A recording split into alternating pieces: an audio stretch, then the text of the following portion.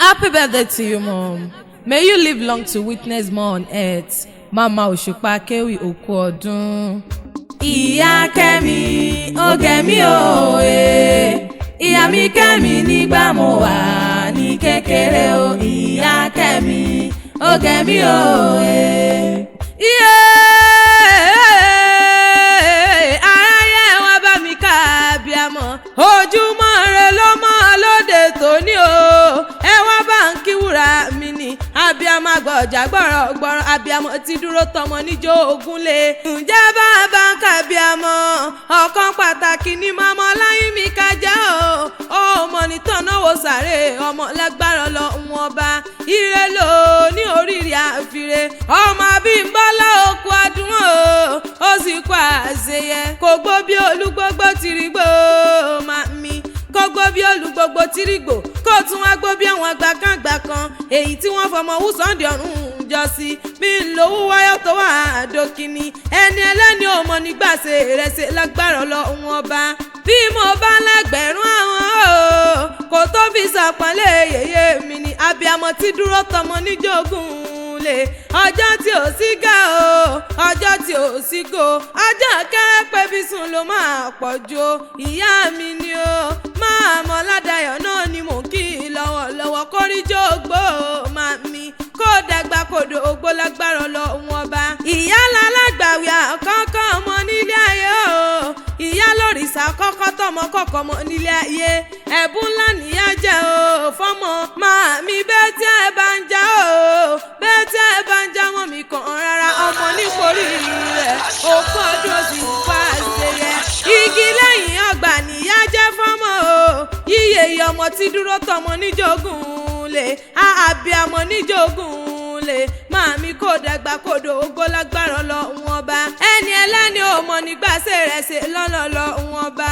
Màmí ṣọwá ní màní ṣó màmá Kọ́lápọ̀ màmá ẹni ọlásọ ní màní sàn pa láwọn bàbá tó bí ọlọ́mọ. Màmá Òṣùpá Akéwì mẹ́bí Ìbàdàn nílé o Ìbàdàn lé Olúyọ̀lé o. Ọmọ jẹ̀gbín jẹ́ karahun ọmọ àfi karahun fọ́nrí mu. Ìbàdàn mọ̀jàmọ̀jà tẹ́ kára wájú lẹ́rú. Ìbàdàn lóòjò ìlú Àjàyí ìlú Bíkúnlé ìlú Ògúnmọ́lá olódò kẹrìírí lójú ogun ọ̀wọ́ kẹ̀mbẹ̀rẹ̀ bí ìjà. Ọmọ gọ́sásá ogun mọ̀mọ́ sá o. Ọmọ gbọ́yàyà mọ̀mọ́ ọ̀yà. Ìbàdàn kí bá ní sọ̀rẹ́ ìran ni lọ sójú ogun ìjà gbòòrò lárùn Ìbàdàn. Àgbàlá Ògúnmọ́lá ti tó kókó sáré o. Ẹ̀yin lọ́mọ Olúpìmọ̀dé sọ bọ́yọ̀ kí ọmọ àríkẹ́ ọgbọ́n kan òjò láró mi wẹ̀lẹ́ àrólú. Mẹ́bí kèémí wádìí kẹ́ àmùsẹ̀ yẹni ọmọ oníkẹ́ ìgẹ̀dẹ̀. Eégún di mẹ́fà lè kó lé o. Èmi níṣẹ́ tóbìnrin ò máa wo. Bàká ló di mẹ́fà nígbà alẹ̀. Kí níṣẹ́ tóbìnrin ò máa wo. Ẹ̀wù di mẹ́fà mo lù ú gbogbo. Ẹ̀wù di mẹ́fà mo lù ú gbogbo. Ẹ̀wà ṣe gúgú bó tìlú ká mi lára bí àjèrè. Tá bá ń sọ pé Ìbàdàn tí ò pójú lówó. Ẹ wí fún wọn pé bàbá tí yín. Sọ̀n ló mú bàbá tí wọn lẹ́rú lójú ogun. Ọmọ agbági mọ́lẹ̀ ti fèrè jà. Ọmọ agbági mọ́lẹ̀ ti fèrè jà. Ọmọ agbági mọ́lẹ̀ ti fèrè jà. Lé ara lé Olúyọ̀lé o. Ọmọ yẹ o. Ará gbẹ̀tì. Ará orí òkè náà kó kílé àwọn bàbá ẹ̀yìn ni.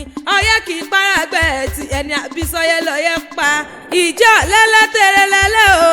Ilẹ̀ yọ̀ mí tẹ̀rẹ̀ mo fa bẹ́rẹ̀ lé mọ́ra kí n rò mú bora. Ó ń lé ọyẹ́ ìjí méje. Bọ̀kẹ́ bọ́lé ọyọ́ o. Mo gbárò ẹkùn mú ní sòǹsòrí kọ́lé dọ̀yọ́ ọmọ ọlọ́yẹ́ mo oyin. Ìgbà tí ọyẹ́ mú o. Bàbá yín lọ́dẹ wù aṣọ.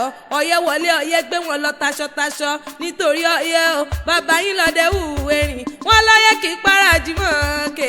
Aṣọ bọ̀kọ́mù tó ní kò létí ni bàbá ńlá bàbá yín fi bora.